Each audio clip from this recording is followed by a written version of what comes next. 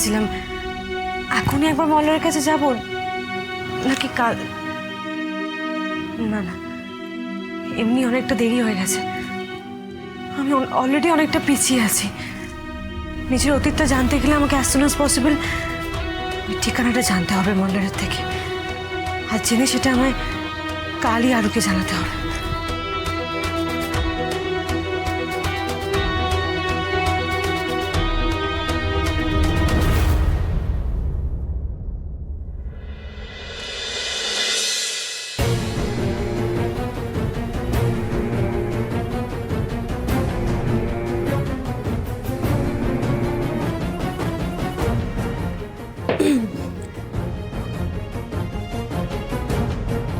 কি হলো তিয়াস, কিছু বলবে?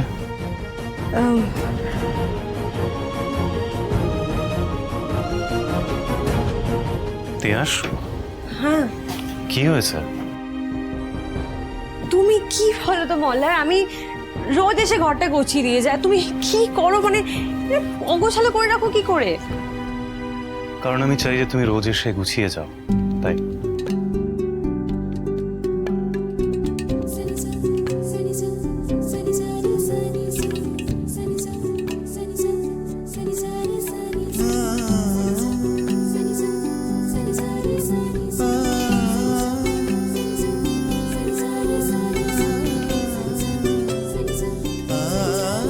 না মানে এই সময়টা তুমি আসো তাই তোমার সাথে কথা হয়, নাহলে সারাদিন তো তুমি আরুকে সামলাচ্ছ বা বাড়ির কাজে ব্যস্ত থাকছো।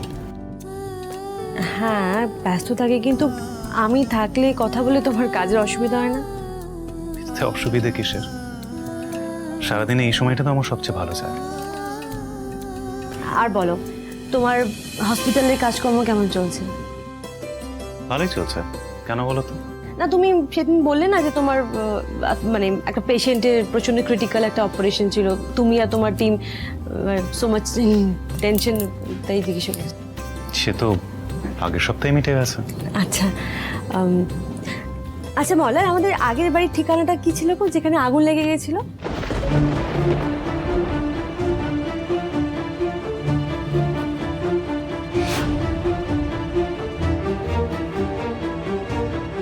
কেন তিয়াস, আগের বাড়ির ঠিকানা নিয়ে কি হবে?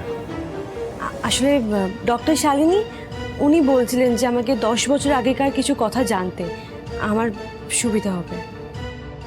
এবার কি বলবো তিয়াসকে? বলার মতো তো কিছুই মাথায় আসছে না।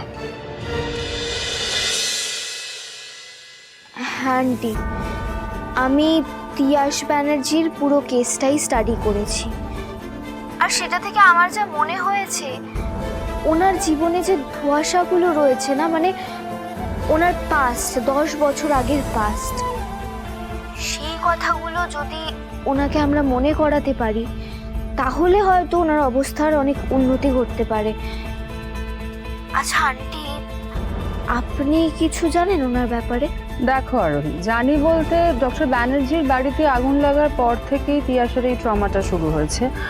আর তার আগের ঘটনা ও কিছুই বলছে না, মানে যা ঘটনার সম্পর্কে বলছে সেগুলো আগুন লাগার পরের ঘটনা। ইভেন ও বহুবার ওর পাস্টের কথা মনে করার চেষ্টা করেছে, কিন্তু মনে করতে পারেনি।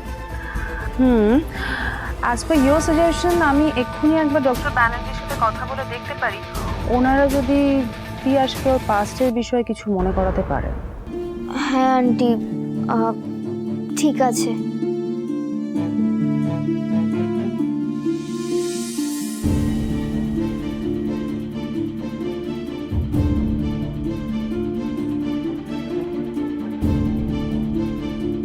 কেন জানি না আমার মনে হচ্ছে ওনার বাড়িতে যে কারণেই আগুন লেগে থাকুক না কেন, সেই কথাগুলো ওনার বাড়ির লোক ওনার সাথে ডিসকাস করেন না। কিন্তু কেন? কারণটা কি? কি হলো মল্লার, চুপ করে গেলে যে? তিয়াস,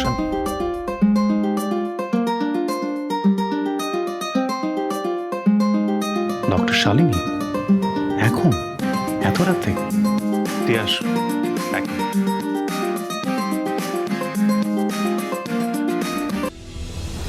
হ্যালো। ডক্টর ব্যানার্জি, আমি এক্সট্রিমলি সরি আপনাকে এত রাতে কল করার জন্য, কিন্তু তিয়াসের বিষয়ে কিছু ইম্পর্টেন্ট কথাবার্তা আপনার সাথে আলোচনা করার ছিল। হ্যাঁ বলুন না। ডক্টর ব্যানার্জি, আমরা তো এতদিন ধরে একটা প্রসেস ট্রিটমেন্ট তিয়াসের ওপর অ্যাপ্লাই করছিলাম। আমার মনে হচ্ছে এবারে আমাদের প্রসেসটাকে একটু পাল্টানো দরকার। আমরা আসলে ট্রমাটাকে কমানোর জন্য ওর অতীতের সবটা মুছে দিতে চাইছিলাম, কিন্তু আমার মনে হয় এবার একটু চেঞ্জ দরকার।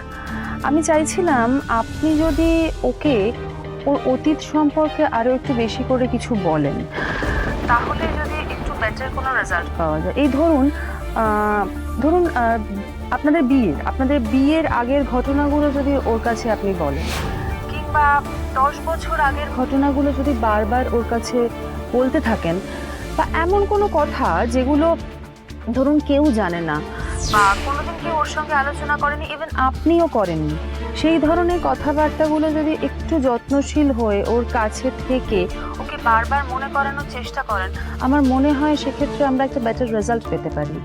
আর আপনি তো জানেনই, তিয়াস আগেও বহুবার ওর পুরনো স্মৃতির কথা মনে করার চেষ্টা করেছিল। ও তো সেটা পারছে না, এবং পারছে না বলেই বারবার ও ট্রমাটাইজ হয়ে যাচ্ছিল। ঠিক আছে, আমি দেখছি কিভাবে ব্যাপারটা ভালো করে হ্যান্ডেল করা যায়। Thank you.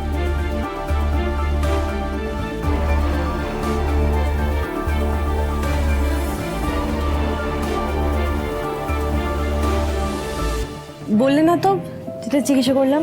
তিয়াস, আমি 32/2 ফকির ঘোষ লেন, ডাক বাংলোর মোড়। তিয়াস, আমি তিয়াস, এই রাত্রিবেলা হঠাৎ তোমার আগের বাড়ির ঠিকানা জানার প্রয়োজন মনে হলো কেন?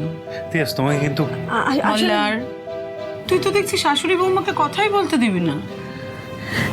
না না মা, ওর কোনো দোষ নেই। আমি জিজ্ঞাসা করেছিলাম, আসলে আমার তো কিছু মনে নেই, তাই ভাবলাম একবার জিজ্ঞাসা করি। আচ্ছা মা, আমাদের আগের বাড়িতে বাকি প্রশ্নের উত্তর পরে দেবো, এখন ঘুমিয়ে পড়ো, তা নাহলে কালকে ওই দুজন এসে ওই বাল্লে বাল্লে করে জ্বালিয়ে পুড়িয়ে শেষ করে দেবে। ঘুমিয়ে পড়ো এখন। আর তাছাড়া আমরা তো কোথাও চলে যাচ্ছি না, তুমিও কোথাও যাচ্ছ না, অবশ্য যেতে দেবও না, মানে সেই কারণেই বলছি তাড়াতাড়ি ঘুমিয়ে পড়ো, কালকে কথা বলবো, কেমন?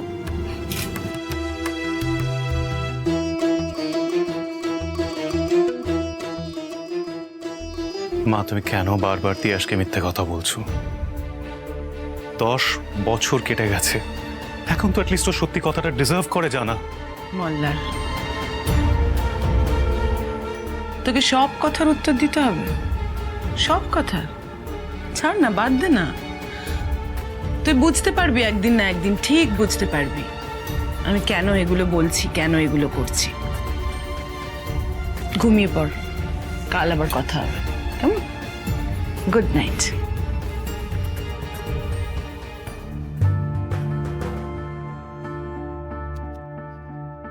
একদিকে আরু, ওর ভালোবাসা, আর একদিকে আমার তিয়াসের প্রতি ভালোবাসা। একদিকে মা, আর একদিকে সবকিছুর সাথে জড়ানো আমার গিল্ট।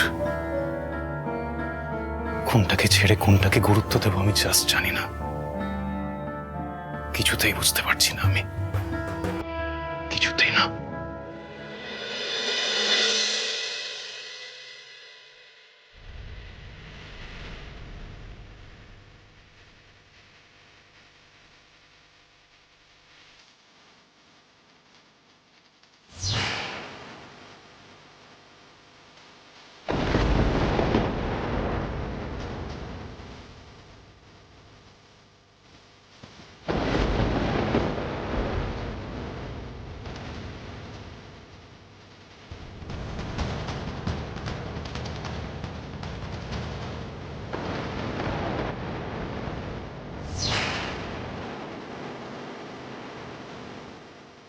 আমি এই রথটা আগে কোথাও দেখেছি। কোথায় সাজিয়েছে রথটা?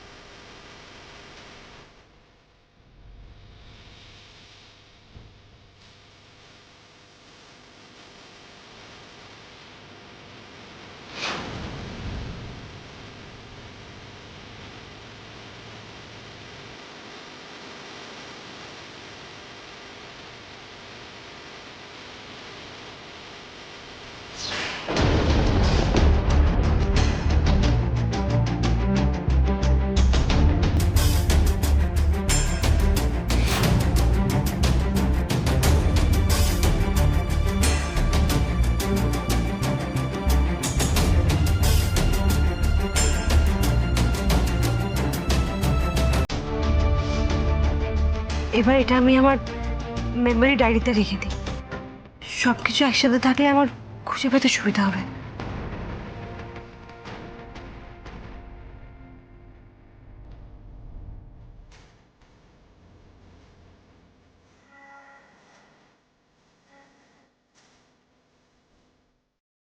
তাহলে কি আমি আমার অতীতের খোঁজে এই প্রথম এক ধাপে গেলাম?